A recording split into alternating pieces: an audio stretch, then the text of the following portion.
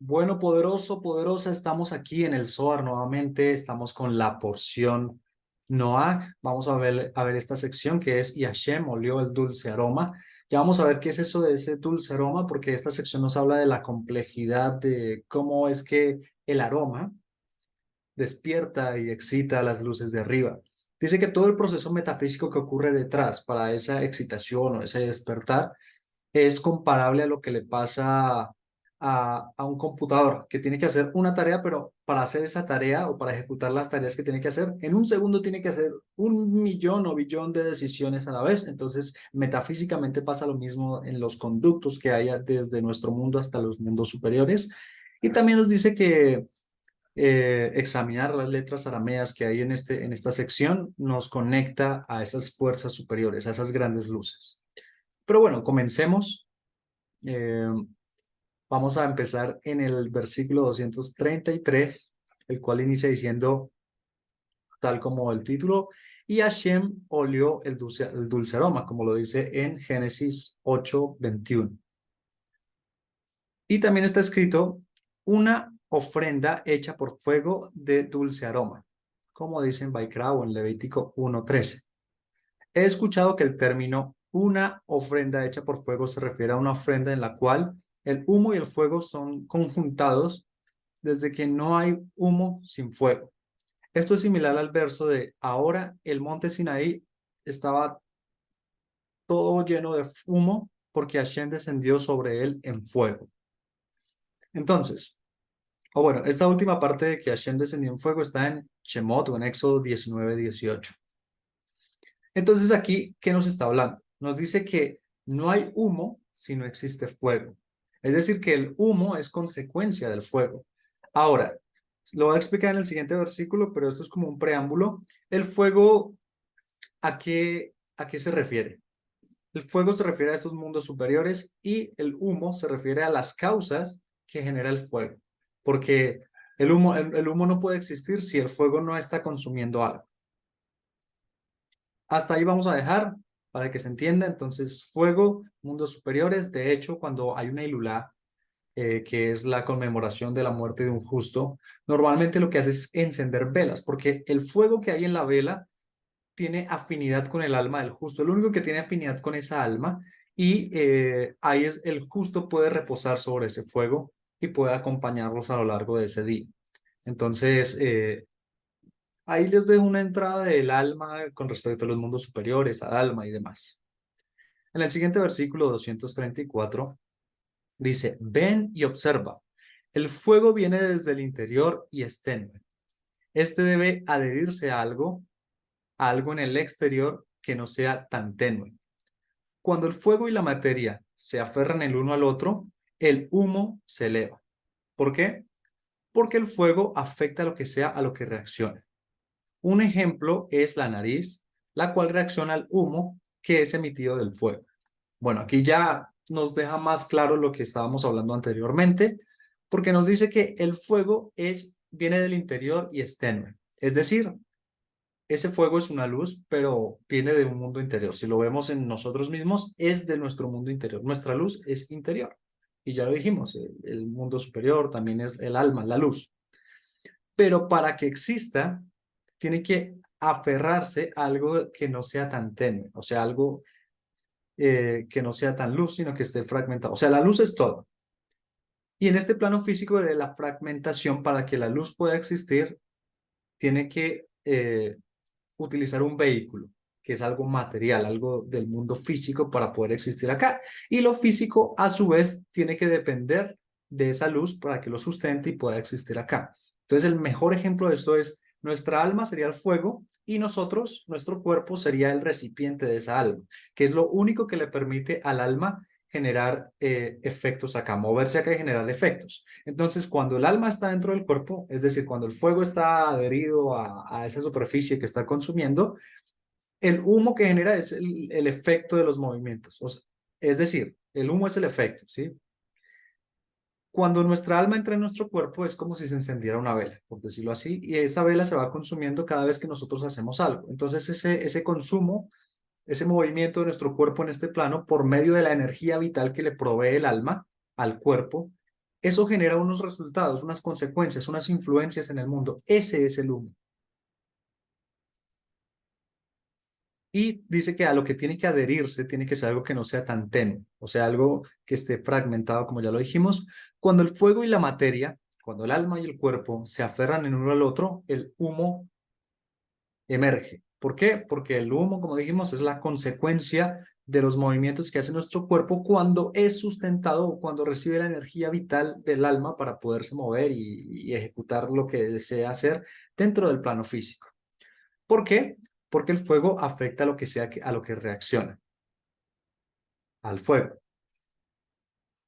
El ejemplo es la nariz, la cual reacciona al humo que emite el fuego. Entonces, ya aquí estamos hablando de que el humo genera afectaciones, o sea, las consecuencias que hace nuestro cuerpo cuando es vitalizado por el alma, avivado por el alma, esas consecuencias van a generar un impacto a lo que sea que reaccione a ese impacto.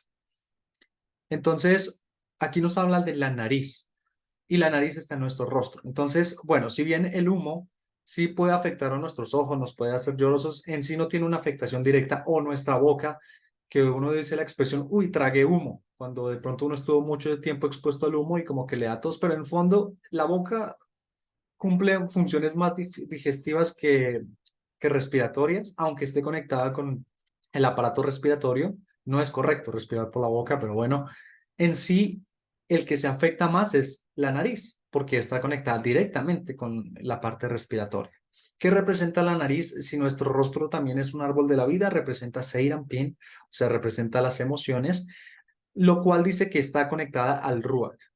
O sea, en un mundo intelectual, dentro de nuestro mundo intelectual, lo que nosotros somos, ahí también hay un árbol de la vida, ahí también hay distintos niveles y el nivel que corresponde a la nariz es el de las emociones, como ya lo dijimos, y está correlacionado con Ruach, que es el nivel del alma, que es espíritu. Por eso cuando Adán fue creado, que Dios insufló en él un aliento de vida en su nariz. Entonces, lo que dice es que el espíritu, que es algo de lo mismo que están hechos los ángeles, que es lo único que nos diferencia del animal, o lo que inicialmente a nivel de alma nos diferencia del animal, porque los niveles superiores al espíritu tampoco lo tienen los animales. En cambio, el que es inferior al espíritu sí lo tienen, que es el de Nefesh, el alma animal o corporal, el que le da movimiento al cuerpo. Este espíritu genera un impacto directo en la nariz y por eso está correlacionado con eso. De hecho, si miramos, eh, no se dice mucho, pero en sí cuando el sumo sacerdote o los sacerdotes hacían el oficio en el templo y tenían que llevar los inciensos, el humo que generaba ese incienso, ellos lo olían y como que entraban en una especie de trance, ¿sí? Es como, como que había drogas ahí, pero obviamente si se dice así como que pierde lo santo, pero en sí el humo, porque era una mezcla especial de ingredientes para generar un incienso especial, ese humo generaba que al olerlo la persona entrara en un trance para poder realizar un servicio divino especial. Pero volviendo y ya cerrando, el alma es el fuego, nosotros somos la vela o aquello a lo que se adhiere en el mundo material y no tan tenue, el alma para poder moverse en este plano. Y lo que hacemos en este plano, por medio de esa energía vital que recibimos del alma, es el humo, o sea, las consecuencias, los efectos. Continúa, versículo 235. Por eso está escrito, ellos pondrán el incienso frente a ti, en Devarim 33 o número eh, Deuteronomio 33:10.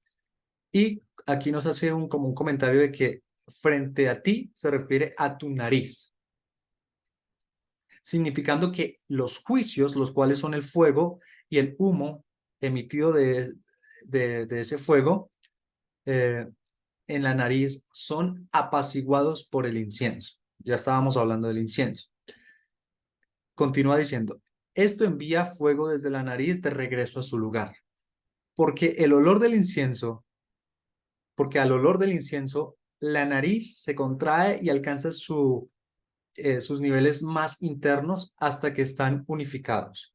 Entonces todo regresa a su punto de origen y ellos se acercan al pensamiento, el cual es Ari Hampin, el Parsuf de Keter, si Keter, que es la sefería más alta en el árbol de la vida, tuviera dentro de sí todo un árbol de la vida, eso es Arihampin. Que en Arihampi brilla las 370 luces en su rostro, con las cuales descienden a través de su barba larga y le proveen luz y vitalidad a todos los mundos inferiores. Entonces ellas se combinan, o sea, cuando llega el pensamiento que es Arihampin, ellas se combinan en un solo deseo, el cual es dulce. Dulce en hebreo es nihoach, es un dulce aroma, el cual apacigua el odio o la rabia y restaura la satisfacción. Satisfacción en hebreo es nahat. Entonces aquí tenemos nihoach y por aquí teníamos nahak. Bueno, eh, no importa en este momento. Volvamos a nuestro tema. Entonces, veníamos hablando del incienso, que era para hacer un oficio divino, y aquí nos habla de que los juicios, que son el fuego y el humo que sale del fuego, van hacia la nariz y apaciguan y son apaciguados por el incienso. Una cosa que sí quiero hablar acá, que aparte del incienso, había una ofrenda especial, una ofrenda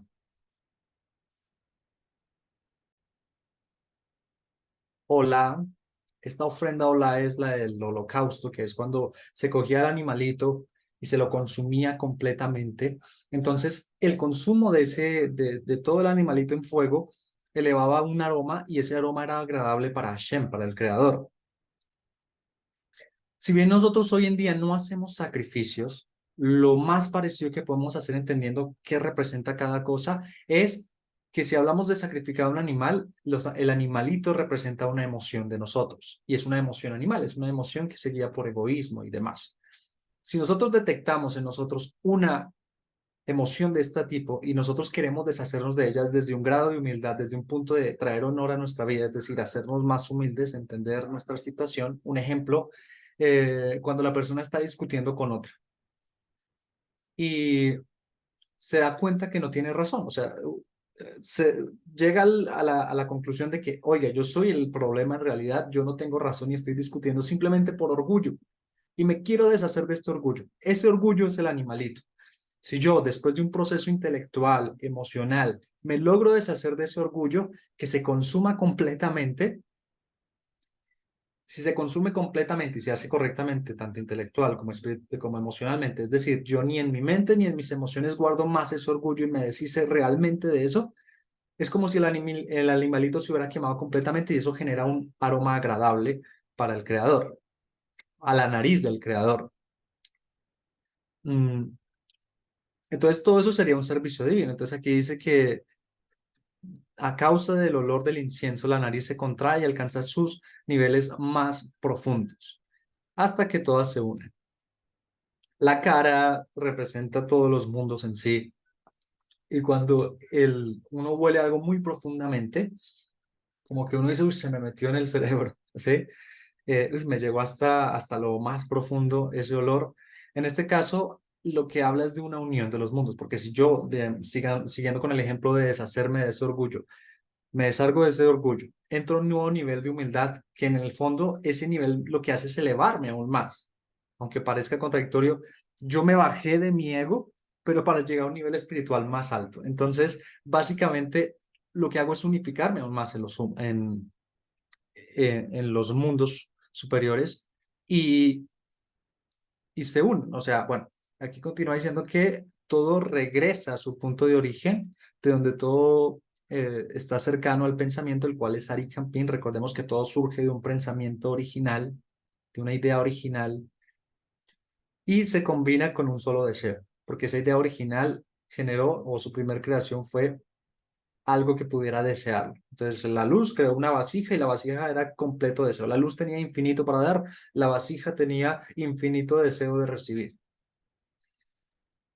Y cuando se combina ese deseo único dentro de, eh, bueno, cuando hay esta combinación de ese único, dentro de ese único deseo, esto es un aroma dulce, un sabor, un aroma dulce, el cual apacigua la rabia y restaura la satisfacción, apacigua cualquier tipo de emoción negativa. Cuando yo sentía orgullo, en el ejemplo, sentía orgullo y no quería bajar la cabeza, no quería pedir disculpas y quería seguir discutiendo, aunque supiera que no tenía la razón, eso genera unas emociones bajo vibrantes en mí.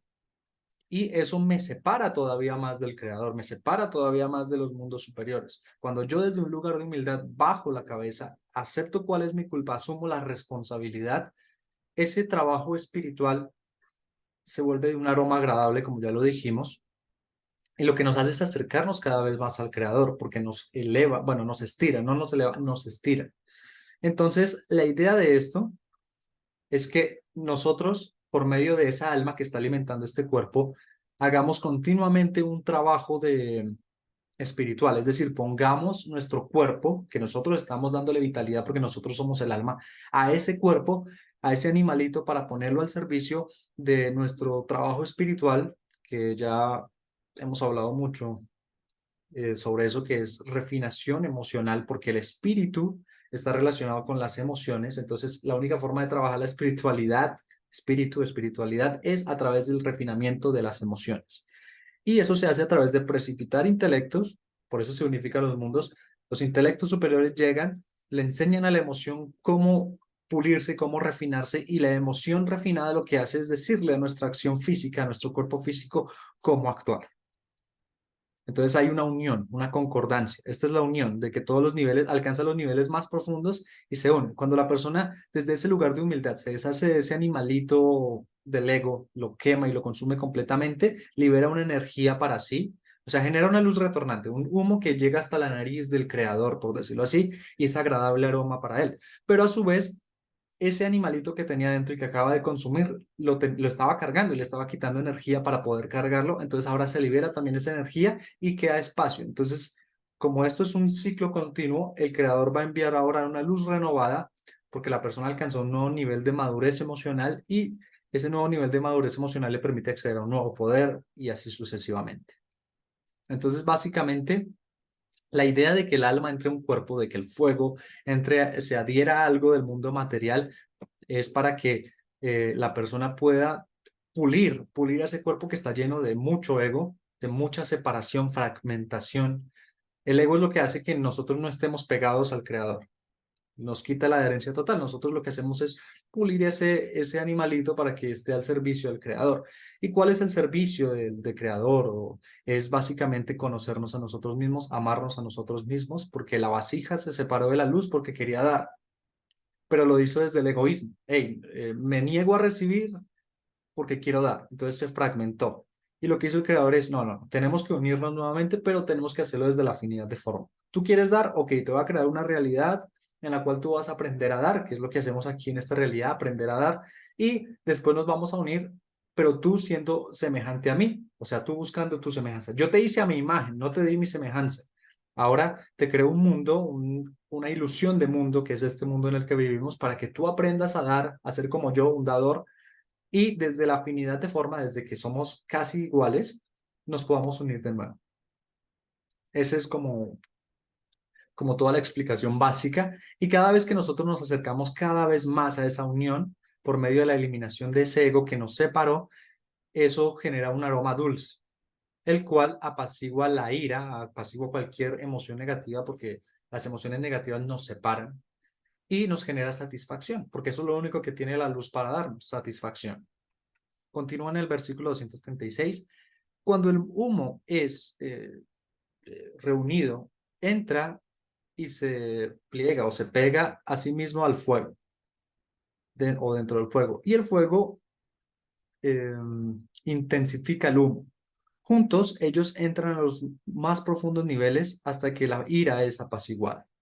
Después ellos son unidos y la rabia es apaciguada, hay satisfacción y todo se une o genera vínculos juntos y esto es llamado apaciguamiento, satisfacción y regocijo universal, todo junto.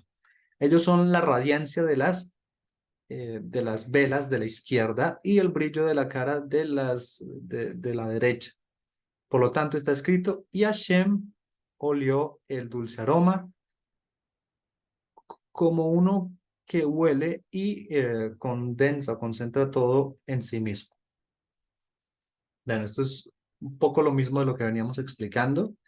de que este trabajo espiritual que nosotros hacemos de adherencia, de amarnos a nosotros, de darnos a nosotros para crear, para volvernos semejantes al Creador y poder lograr una adherencia, pero desde la afinidad de forma, desde la semejanza con Él, eh, esto hace de que se apacigüen las emociones negativas que nos separan, esas emociones egoístas, y genera la satisfacción, genera los vínculos, genera el regocijo universal, todo junto.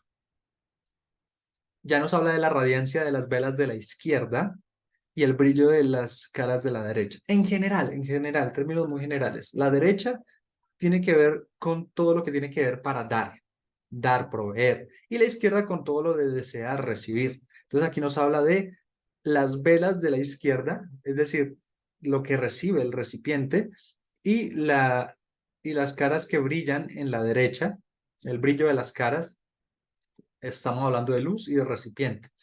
Es más, el fuego, ya viéndolo físicamente, el fuego para existir necesita un recipiente y la vela es un excelente recipiente del fuego. Entonces continúa, eh, ya en el 237, Rabbi Yesa se aproxima a un hombre joven y Rabbi Hizquiyá se une con ellos, empiezan a caminar, le empiezan a preguntar algo a ese niño joven.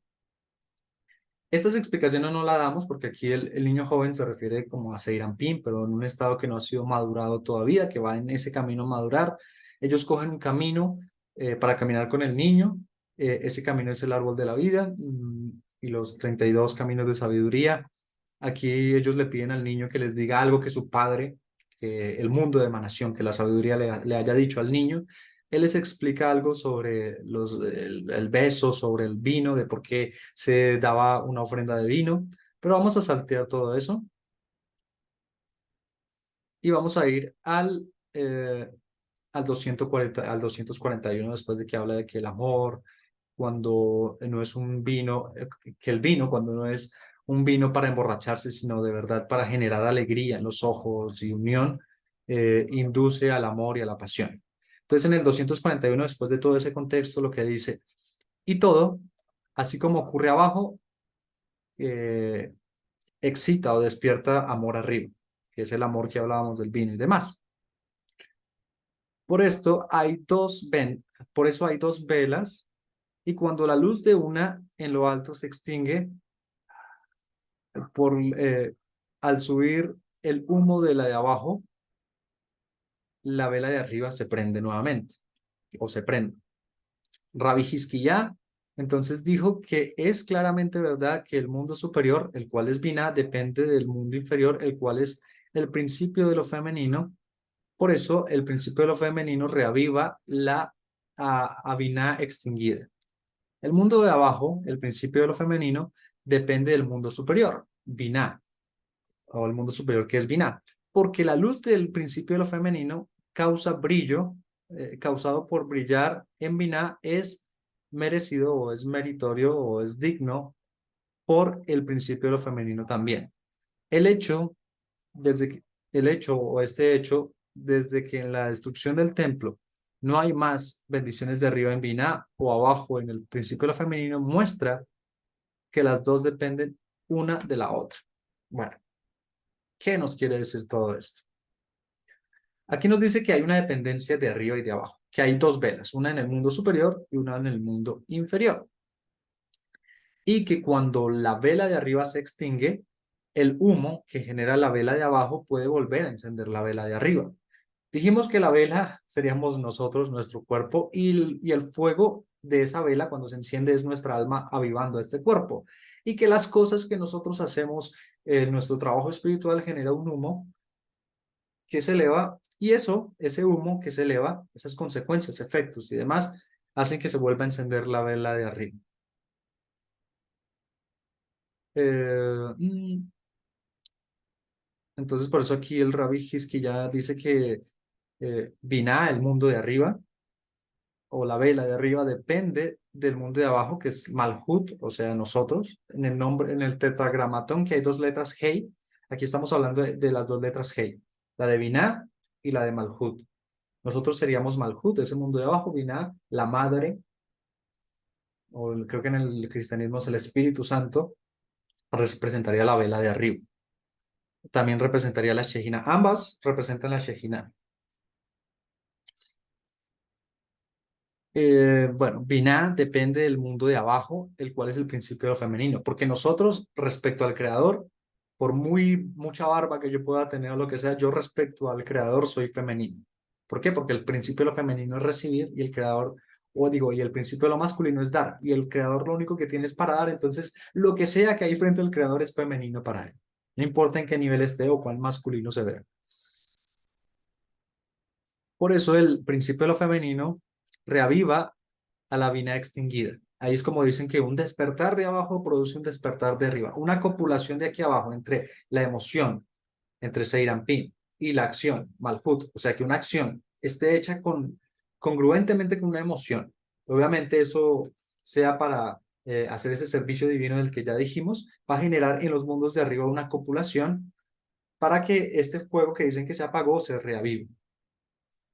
Es decir, cuando las cosas se apagan, parecía que ya no estoy recibiendo ayuda divina, que me siento en una especie de esclavitud del cigarrillo, digamos. Estoy esclavo del cigarrillo y fumo todos los días y pareciera que no puedo salir de ahí, haga lo que haga, ni comiendo chicles de nicotina, ni yendo a terapia, nada, sigo ahí. Si yo tengo verdadero deseo de salir de ahí, malcude ese deseo. Y ya emocionalmente estoy llegando a un punto en que que voy a sacar de mí eso, cuando yo con esa emoción fuerte de deseo de salir de ahí, hago una acción que sea congruente con eso, o sea, cojo el cigarrillo y lo boto al piso y lo pisoteo y ni siquiera me lo fumo, ese acto genera un despertar arriba. Y cuando la vela de arriba se enciende, otra vez recibimos luz de los mundos superiores y es como una ayuda extra para, en este caso, el ejemplo, dejar el cigarrillo. Entonces dice que el mundo inferior, nosotros, Malhut, el principio de lo femenino, depende del mundo superior, que es Binah, es la madre, el entendimiento, la creación, el mundo de creación. Porque la luz del principio femenino causada por brillar en Binah, o sea, cuando hacemos esta copulación de abajo, que genera una copulación arriba, un despertar de abajo que genera un despertar de arriba, eh, es merecido por el principio de lo femenino también. Como ambas en sí son femeninas, pero una es femenina, una es masculina respecto a la otra, eh, hay como hacer una afinidad que genera ese despertar. Recordemos que toda la energía que recibe nuestro mundo físico proviene de Binah. Entonces, también la Shejina está ahí presente y demás, pero bueno, dejémoslo hasta ahí. El hecho es de que la destrucción del templo no hay más bendición en Binah o abajo en el principio de lo femenino muestra que las dos dependen una de la otra. Continúa en el versículo 242 y Rabbi Yossi dijo que no hay bendiciones, pero las maldiciones sí existen, porque el sustento es precipitado desde ese lado. Llámese desde la vela de arriba, desde la luz de la vela de arriba, con el humo que se eleva desde la de abajo. ¿Por qué? Porque Israel no reside en la tierra de Israel y no adora apropiadamente. Para adorar apropiadamente, mm, es a la luz de las velas, la luz de la luz superior con la inferior y precipitar las bendiciones para ser llevadas a los otros mundos. Este es el por qué no hay bendiciones arriba ni abajo. Por eso el mundo no es sostenido como debería ser o no funciona como debería funcionar. Más allá de que exista un templo de Israel o no, de que el pueblo estaba en exilio o no, porque cuando se escribió esto, no habían, Israel había sido exiliada, el pueblo de Israel había sido exiliado de la tierra de Israel. Hoy en día sí hay pueblo de Israel en la tierra. Es decir, que ya la humanidad como un todo llegó a un punto en el cual hay un nivel evolutivo de conciencia en el que ya se está empezando a adorar apropiadamente. Pero miremos parte por parte de este, a ver qué nos sale. No hay bendiciones, pero las maldiciones existen, porque el sustento es precipitado del lado de la luz de arriba por medio del humo o con el humo que se eleva de la vela de abajo. Con el trabajo espiritual que yo hago en el plano físico, genero un humo, unas consecuencias que despiertan ese fuego arriba y que me precipitan bendiciones, tanto a mí como al mundo y a los mundos que hay intermedios. Pero si yo no hago ese trabajo espiritual, que es a lo que se refiere, si Israel no adora apropiadamente, y no quiero extenderme aquí en esta explicación, pero Israel es una persona que logró un estado evolutivo en el cual tiene un espíritu especial, eh, un espíritu más evolucionado, el cual por medio de sus emociones le permite incluso influenciar hasta la quinta dimensión. No voy a extenderme por ahí, sé que es interesante, lo podemos ver en otra ocasión, pero básicamente lo que hace Israel por medio de su gran emoción, porque dijimos que todo el trabajo espiritual es emocional, la persona que llegó al estado de Israel significa que ya hizo un gran trabajo espiritual, ya tiene una emoción mucho más madura, por eso tiene influencia hasta en la quinta dimensión. Cuando Israel no hace el trabajo adecuado, genera las maldiciones, es decir, genera todo lo contrario, porque si tiene gran influencia en el mundo, recordemos que la misión de Israel en el mundo es traer paz, porque ellos solo con su pensamiento pueden generar mucho caos si no saben dirigir sus pensamientos y peor aún sus emociones. Entonces, por eso la misión de Israel, de una persona que está en este nivel, es traer paz al mundo, por lo menos el pedazo de mundo que le toca. Y eso lo hace por medio de su trabajo espiritual, es decir, todo el servicio que ya explicamos arriba. Entonces, cuando Israel no reside en su tierra, es decir, cuando la persona no está asumiendo su posición y ya llegó a ese nivel, o sea, no está adorando apropiadamente, eso genera las maldiciones en el mundo, genera el caos en su realidad, en las personas que hay alrededor, en fin, en su propia vida. Para adorar apropiadamente y, y así iluminar las velas, que son la vela de arriba con la de abajo, y se precipitan las bendiciones, hay que hacer todo este trabajo espiritual. Porque mientras la persona no haga el trabajo espiritual que le corresponde, y probablemente una persona que me está escuchando en este momento, eh, o es alma de Israel o tiene el potencial de serlo. Por eso es que siente la necesidad o el gusto de estar aquí. Porque aquí es donde le dicen el llamado, hey, tú eres el llamado a hacer ese trabajo de paz por el mundo. Pero bueno. Continuando en el 243, entonces Rabbi Hizquiyá preguntó, ¿cuál es el significado del verso que dice, no volveré a maldecir la tierra de nuevo por culpa del hombre? Como dice en Génesis 8:21. ¿Podría ser que el santo, bendito sea él, sintió arrepentimiento? A lo cual Rabbi Yesa le respondió de que había escuchado de Rabbi Shimon, quien dijo que tanto como la vela de arriba del fuego de Biná se esparza, entonces el humo que es el juicio de abajo, o sea, del principio de lo femenino, intensifica el odio y destruye todo. Por eso cuando el fuego de Binah va adelante y no para hasta que el castigo del principio de lo femenino, el cual es el humo, se ejecuta completamente, no va a parar ese fuego. Así que cuando el juicio de abajo, que es el humo, cesa para ganar fuerza por el juicio de arriba, que sería desde la fuerza del fuego, el fuego del que hablamos inicialmente, entonces el juicio termina y para, y no es ejecutado hasta la destrucción, que es como está escrito, que es por eso que está escrito, no lo haré de nuevo, significando que no continuaré agregando fuego con objeto de intensificar el juicio abajo, el cual es el humo. Bueno, esto sí está complejo, porque hay que poner un poco de contexto. Estamos hablando de la porción Noach y en Noach sucede lo del diluvio.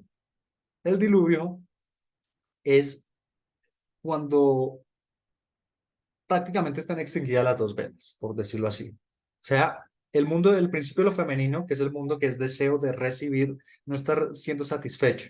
Entonces, cuando tú te frustras porque no recibes lo que quieres que sientes, una rabia, una impotencia, se genera este odio y ese odio genera unas emociones negativas que van a generar unas consecuencias, un humo que atrae muchas consecuencias negativas, destrucción prácticamente. Entonces ahí es donde ocurre que las aguas femeninas se elevan y generan todo el diluvio y se destruye la vida, pero hubo un hombre llamado Noah que encontró gracia en los ojos del Creador y el Creador dijo, no, crea un arca, tú, los tuyos, y salvemos esto que sí vale la pena. destruyamos todo lo demás y cuando ya se destruya todo lo demás, dejemos que eso que valió la pena salvar se propague por la tierra.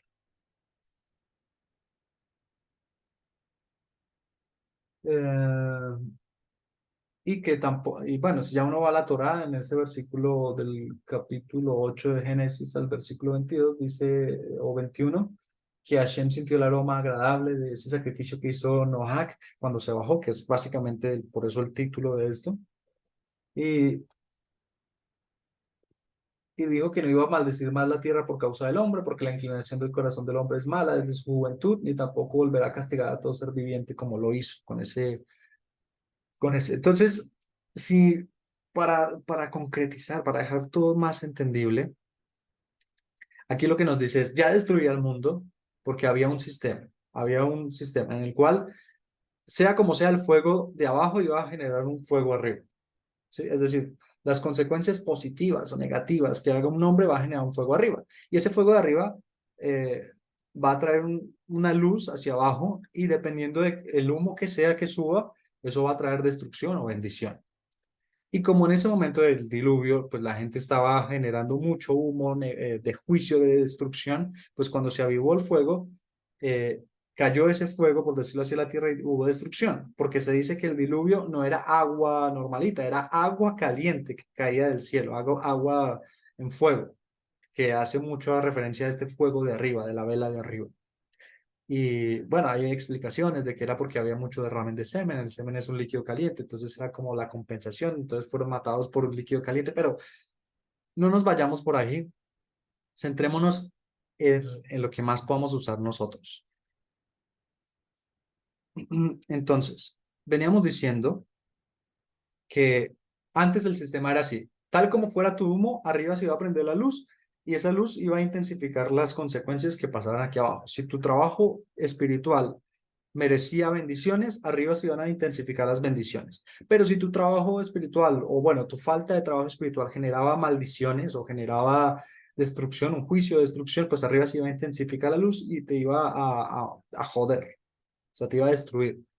La cuestión es que si ese sistema estaba implicado y no había un Noé, no había algo en ti que mereciera ser salvado, tu destrucción iba a ser inminente completamente. Entonces hay un acuerdo que es el arco iris entre el creador y el hombre, de que no va a volver a destruir la tierra y demás, que es lo que habla de acá, pero básicamente en términos muy básicos es, voy a agregar aún más misericordia al sistema. Porque recordemos que en Cábala misericordia se define como el tiempo que hay entre la causa y la consecuencia. Por consiguiente, antes de que se encienda la vela de arriba por el humo generado aquí abajo, es decir, por lo que sea que hagamos acá abajo, antes de que el efecto llegue, te dan tiempo, tanto para el efecto positivo como para el negativo. Y es más por el negativo, para que no se encienda esa vela y se intensifique la destrucción en caso de que la merezcas y tengas el tiempo de arrepentirte, porque ya creo que es en la porción Toldot que habla de que antes de que el mundo fuera creado, se creó el arrepentimiento, para que como se sabía que el hombre iba a llegar, como le decía en el versículo de Génesis que leímos, el 8:21, que la inclinación del hombre es mala desde su juventud, está con él desde todo el tiempo. De hecho, los ángeles, cuando el Creador iba a entregar la Torah, decían, dánosla a nosotros. Y Moisés tuvo que ir a mediar y decir, no, no, no, dénsela a la humanidad porque ustedes ángeles no tienen inclinación hacia el mal, nosotros sí. Por eso nosotros la necesitamos más y por eso accedieron a dársela a la humanidad. Estos principios universales de los que estamos hablando. Entonces, esta es la idea. Y uniéndolo esto con los principios universales, la persona, cuando su vela de abajo genera ese fuego y ese humo, es que y ese humo genera un aroma agradable arriba que después hace que se precipiten las bendiciones, es porque esos principios universales, entendiendo de que el hombre es un microuniverso en sí mismo, como se conduce el hombre, como es el hombre, es afín o es armónico a esos principios universales y por eso en esa armonía genera que se precipiten las bendiciones. Pero no va a pasar al instante, no va a pasar al instante y hay un tiempo, entonces lo que la persona tiene que hacer es ser constante en no perder el rumbo, porque el problema de que hayan agregado esta misericordia, este tiempo entre causa y consecuencia, es que de pronto si uno sí merece algo muy positivo, una gran bendición, se demora en llegar. Entonces ahí es donde puede jugar el Satán y decir, no, no, no, tú no te lo mereces. Si viste, hiciste estas cosas buenas, pero no te lo mereces Por eso no te ha llegado. Entonces deja de hacer eso y haz esta otra cosa. Entonces hay que tener mucho cuidado con eso. Pero también es positivo porque si hablaras mal, o sea, si no estuviera esta misericordia y hablaras mal, al instante te deberían cortar la lengua. Hablaras mal de alguien, te cortan la lengua. Pero como existe este tiempo entre la causa y la consecuencia, eso te da tiempo para que te arrepientas y digas, oiga, no, yo creo que utilicé mi lengua mal, hablando mal de esta persona, me arrepiento, que es me reconecto con la luz y no vuelvo a hacerlo.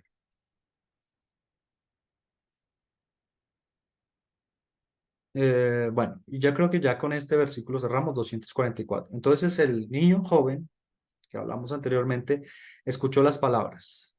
Dijo, yo escuché las palabras. El niño joven dijo que había escuchado unas palabras, que son, maldita es la tierra por tu culpa, que aparecen en Génesis o en Bereshit 3, capítulo 3, versículo 17, cuando ocurre lo del problema con el pecado de Adán y eso, que Dios los maldice y bueno, mejor dicho, sigamos. Indica que esto de que maldita es la tierra por tu culpa, indica que la tierra había sido maldecida por el pecado de Adán, cuando la serpiente maligna recibió el permiso de gobernar sobre la tierra. Esta es la fuerza destructiva en el mundo, a través de la cual el mal lentamente se reveló hasta que trajo la inundación o el diluvio sobre la tierra y destruyó toda la gente del mundo. En otras palabras, la inundación reveló el mal y hizo posible separar el bien del mal. Pero desde el día cuando el santo bendito sea él, olió el sacrificio de Noah, que sea aroma agradable, él separó lo malo de lo bueno y garantizó el permiso a la tierra de dejar el dominio de la serpiente y apartarse del lado profano. Por este mal, porque este mal fue separado de la tierra, porque este mal fue separado de la tierra. Por eso Israel ofrece sacrificios al santo bendito sea él para iluminar la cara de la tierra, la cual es Malhut, la realidad física, que es, esto es porque no ha completado la corrección, Israel aún necesita ofrecer sacrificios. Rabbi Hizquiyá dijo que, de hecho, así es porque la corrección no ocurrió hasta que Israel se paró en el monte Sinaí. Entonces, el mal fue separado completamente de la tierra, la polución cesó y hubo libertad del ángel de la muerte, como es conocido o como es sabido. Aquí hay muchísimo y seamos lo más concretos posibles para ya terminar. Entonces, aquí aparece ya la parte de que la tierra había sido maldita por el pecado de Adán, porque la serpiente había recibido el permiso de gobernar sobre ella y sería la fuerza destructiva del mundo, esa inclinación hacia el mal y demás. Eh, no quiero generar controversia, pero he escuchado textos cabalísticos en los que hablan de que prácticamente el que creó al hombre fue el Satán, porque había todo un plan detrás y por eso es que el hombre viene intrínseco con esa inclinación hacia el mal.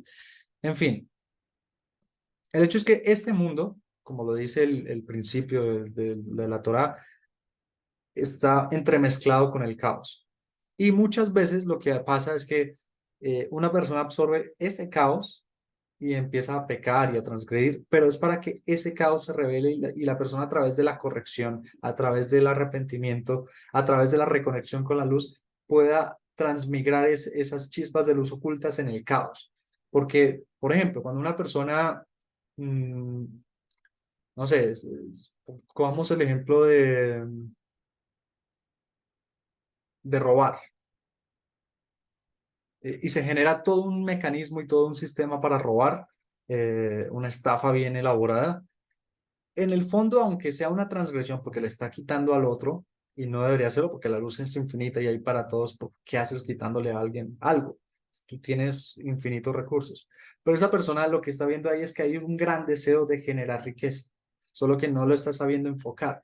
Y ya cuando la persona ve sus errores y desde un lugar de humildad dice, oiga, sí, yo hice todo esto y yo puedo utilizar el mismo intelecto que utilicé para crear esto malo, para generar un sistema que nos haga ricos a todos.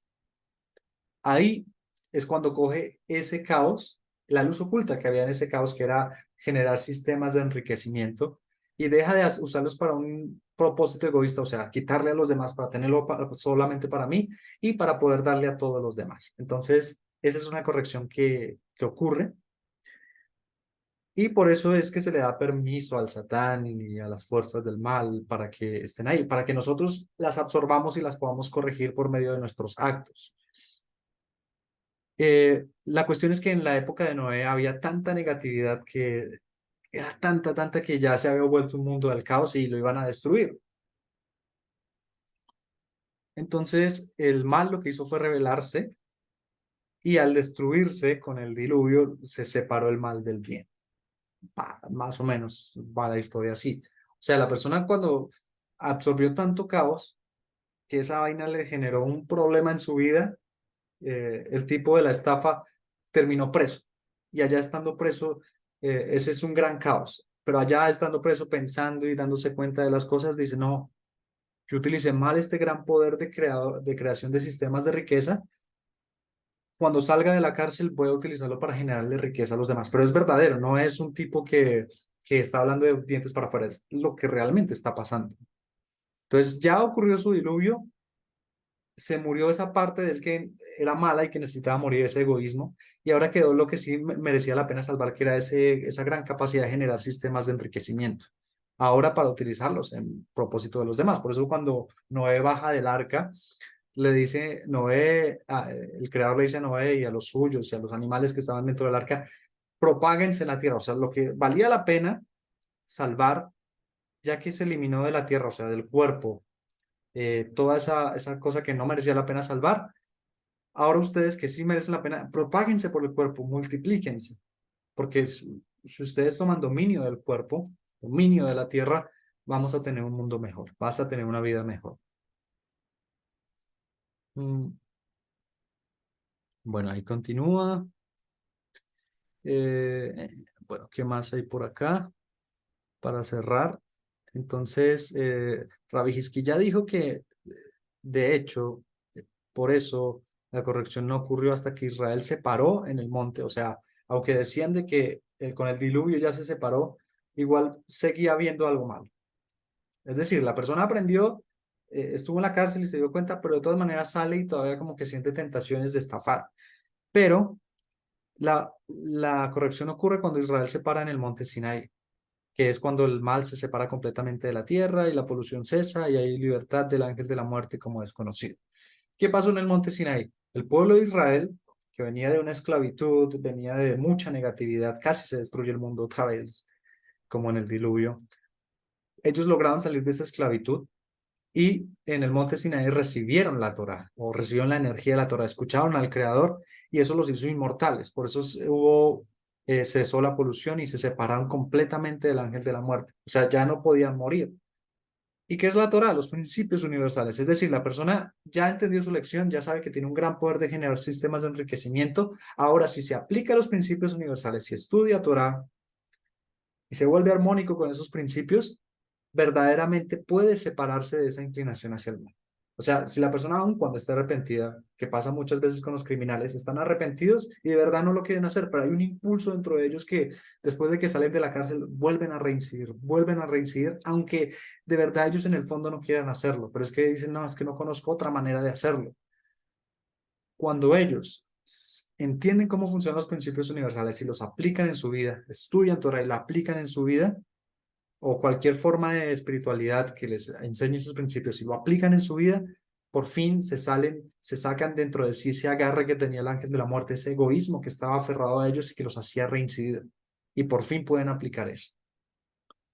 Entonces, aunque suene religioso, besad Hashem, que después de escuchar todo esto, que nosotros tengamos la fuerza para erradicar toda esa cosa negativa y que todos nuestros actos generen un humo que sea agradable para los mundos superiores.